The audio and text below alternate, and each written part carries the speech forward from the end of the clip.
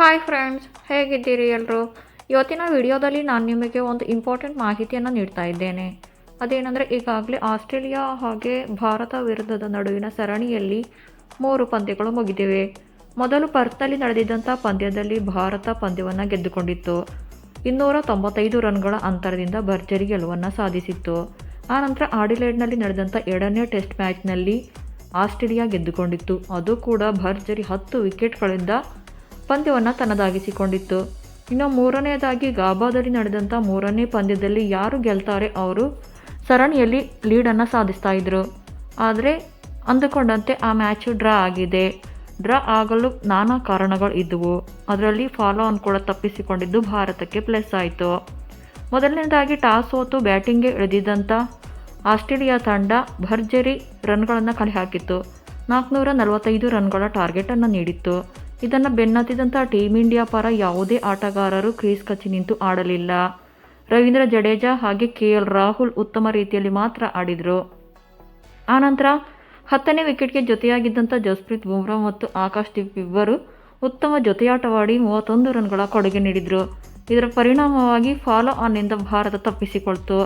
Follow on ಅಂದರೆ 200ಕ್ಕಿಂತ ಹೆಚ್ಚು ರನ್ಗಳ ಟಾರ್ಗೆಟ್ ಇನ್ನೂ ಇದ್ದಾಗಲೂ ಕೂಡ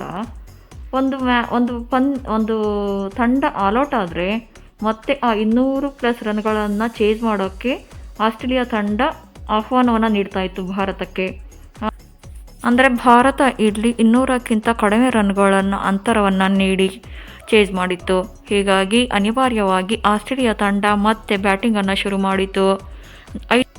ಆದರೆ ಆಸ್ಟ್ರೇಲಿಯಾ ನೀಡಿದಂಥ ಸ್ಕೋರ್ಗಳಿಗಿನ್ನ ಬೆನ್ನಟ್ಟಿದಂಥ ಟೀಮ್ ಇಂಡಿಯಾ ಪರ ಉತ್ತಮ ಇನ್ನಿಂಗ್ಸನ್ನು ಆರಂಭಿಸಲು ಯಶಸ್ವಿ ಜೈಸ್ವಾಲ್ ಮತ್ತು KL ರಾಹುಲ್ ಕ್ರೀಸ್ಗಿಳಿದಿದ್ದರು. ಆದರೆ ಮಳೆಯ ಕಾರಣದಿಂದಾಗಿ ಪಂದ್ಯವನ್ನು ರದ್ದು ಮಾಡಲಾಗಿತ್ತು. ಹೀಗಾಗಿ ಕೊನೆಯದಾಗಿ 3ನೇ ಮ್ಯಾಚ್ ಡ್ರಾ ಆಗಿದೆ. ಆದರೆ ಈಗ ಇರೋ ಮ್ಯಾಚ್ ಡ್ರಾನಿಂದಾಗಿ WTC ಅಂದರೆ ವಿಶ್ವ ಟೆಸ್ಟ್ ಚಾಂಪಿಯನ್ಶಿಪ್ನ ಲೆಕ್ಕಾಚಾರ ಕೂಡ ಹಾಗೆ ಇದೆ. ಮೊದಲನೇ ಪ್ಲೇಸ್ನಲ್ಲಿ ಸೌತ್ ಆಫ್ರಿಕಾ ತಂಡ ಇದೆ, 2ನೇ ಪ್ಲೇಸ್ನಲ್ಲಿ ಆಸ್ಟ್ರೇಲಿಯಾ ಇದೆ, 3ನೇ ಪ್ಲೇಸ್ನಲ್ಲಿ ಟೀಮ್ ಇಂಡಿಯಾ ಇದೆ. ಇನ್ನು ಮುಂದೆ ಬಾರ್ಡರ್ ಗವಾಸ್ಕರ್ ಸರಣಿಯಲ್ಲಿ 2 ಮ್ಯಾಚ್ಗಳಿವೆ. ಆ 2 ಮ್ಯಾಚ್ಗಳನ್ನು ಭಾರತ ಗೆದ್ದರಷ್ಟೇ WTC ಫೈನಲ್ಗೆ ಇರಲಿದೆ. ಇಲ್ಲದಿದ್ದರೆ ಆಸ್ಟ್ರೇಲಿಯಾ ಫೈನಲ್ಗೆ ಹೋಗುತ್ತೆ. ಹೀಗಾಗಿ ಭಾರತಕ್ಕೆ ಇರುವ ಒಂದೇ ದಾರಿ ಅಂದರೆ ಮುಂದಿನ ಸಿಡ್ನಿ ಹಾಗೂ ಮೆಲ್ಬೋರ್ನ್ನಲ್ಲಿ ನಡೆಯಲಿರುವಂಥ 2 ಪಂದ್ಯಗಳನ್ನು ಗೆಲ್ಲಲೇಬೇಕು. ಆಸ್ಟ್ರೇಲಿಯಾ ಸೋತಾಗ ಮಾತ್ರ ಈ ಟೂರ್ನಿಯಿಂದ ಹೊರಬೀಳಲಿದೆ. ಅಂದರೆ ವಿಶ್ವ ಟೆಸ್ಟ್ ಚಾಂಪಿಯನ್ಶಿಪ್ ಫೈನಲ್ ರೇಸ್ನಿಂದ ಹೊರಬೀಳಲಿದೆ. ಆಗ ಸೌತ್ ಆಫ್ರಿಕಾ ಮತ್ತು ಭಾರತದ ನಡುವೆ ಫೈನಲ್ ನಡೆಯಲಿದೆ.